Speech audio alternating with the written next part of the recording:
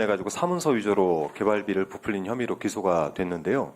제가 오전에 그 192번지라고 하는 그 땅 자체, 사실 공소장에는 이 사토가 어디에 처리가 되어 있는지는 확인이 되질 않고 있습니다. 그래서 저희가 이 사토가 묻혔을 것이다라고 가정을 하고 말씀드린 거기에 대해서 제가 좀 살펴봐 달라고 말씀드렸고요.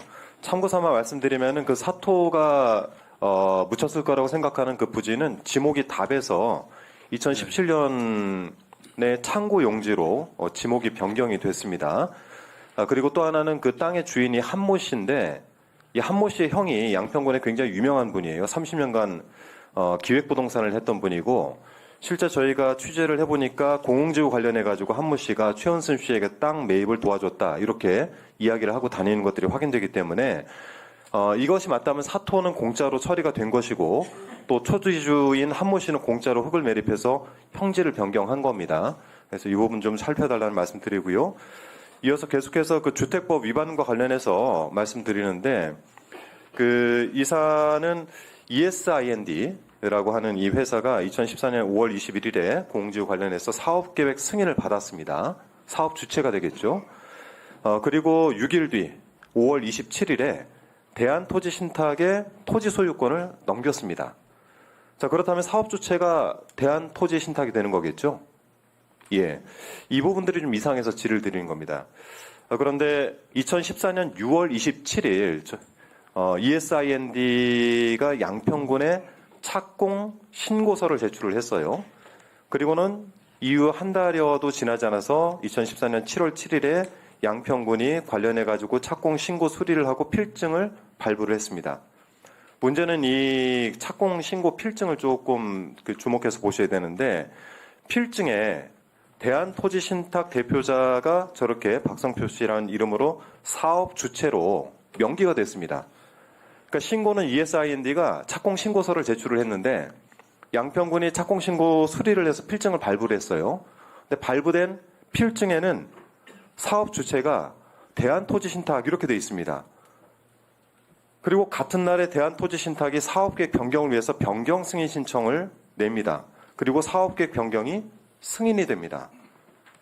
굉장히 좀 이상해요. 그러니까 착공 예정일은 2014년 7월 1일인데 착공 신고 수리일자는 2014년 7월 7일이고 이 과정 중에 선후관계가 막 엉키고 그럽니다.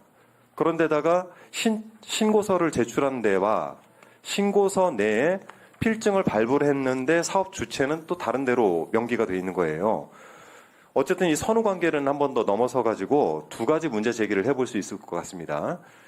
첫 번째는 착공 신고 수리가 먼저 됐다라는 가정을 한다면 사업 주체가 대한토지신탁으로 바뀐 걸 양평군이 과연 어떻게 알았을까? 이 궁금증이 하나 있고요. 두 번째는 사업계획 변경 승인 신청을 먼저 했는데 먼저 했다고 가정을 한다면 변경 승인이 없이 착공 신고 수리를 신탁 업체에게 해준 꼴이 되는 거겠죠. 내용상으로 좀 많이 이상하시죠. 네, 그러네요. 네네. 그래서 이런 이상한 일들이 지금 최은순 씨하고 ESIND 그리고 양평군 간의 유착 관계를 의심할 수밖에 없습니다. 그리고 실제 그런 걸로 인해 가지고 문제가 생기기도 했고요. 그래서 저는 이 두 가지 오전 질의하고 이 질의 두 가지 드린 사안들이 명확하게는 주택법 제15조와 제102조를 위반한 사안이 될 수 있다.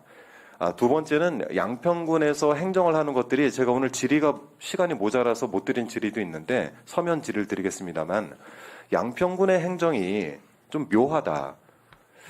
서울 양평간 고속도로 문제까지 포함을 해서 또 남양평 IC 같은 경우 양평 IC가 있음에도 불구하고 굉장히 근거리 내 남양평 IC가 생긴 문제 이런 것까지 다 포함을 해본다면 이 일련의 과정에 있는 양평군의 행정 자체에는 이상하게 특혜가 몰려있다라는 의혹을 가질 수밖에 없습니다. 해서 이런 부분들을 좀 감안하셔서 제가 오전에 말씀드렸던 부분에 대한 감사와 특히 양평군의 이 행정 절차에 대한 감사 부분이 좀 필요한데 우선 말씀드린 부분들은 체크해 보시고 혹시 필요하다면 양평군에 대한 특별 감사를 다시 한번 요청을 드립니다. 예, 오늘 그 한의원님 제기해 주신 이 사례는 저는 사실 잘 몰랐던 사례입니다. 그런데 서울 양평 고속도로의 노선 변경이나 종점 변경 또 그동안 쭉 제기됐던 남양평 IC 문제, 또 공공지구 문제 이런 등등을 봤을 적에 너무나 많은 풀리지 않은 의문들과 의혹들이 있는 것에 대해서 서울 양평 고속도로를 원활히 만들어내는데 책임 있는 경기지사로서 참 그 안타까운 생각이 듭니다. 그리고 여러 차례 PC다, 노선이 어디가 좋다, 나쁘다 이런 얘기도 많이 있었지만 과연 이런 문제들이 분명하게 해소되지 않고 이 사업이 원활히 진행될 수 있을까, 또는 이런 것으로 인해서 이 사업이 지장받거나 잘못되지 않을까 하는 것이 지사로서의 큰 걱정입니다. 아까도 말씀드렸지만 이런 문제에 대해서 결자 해지가 돼서 의혹이 좀 풀리는 그런 방법으로 서울 양평 고속도로 사업이 당초 목적대로 빨리 진행되기를 바라는 마음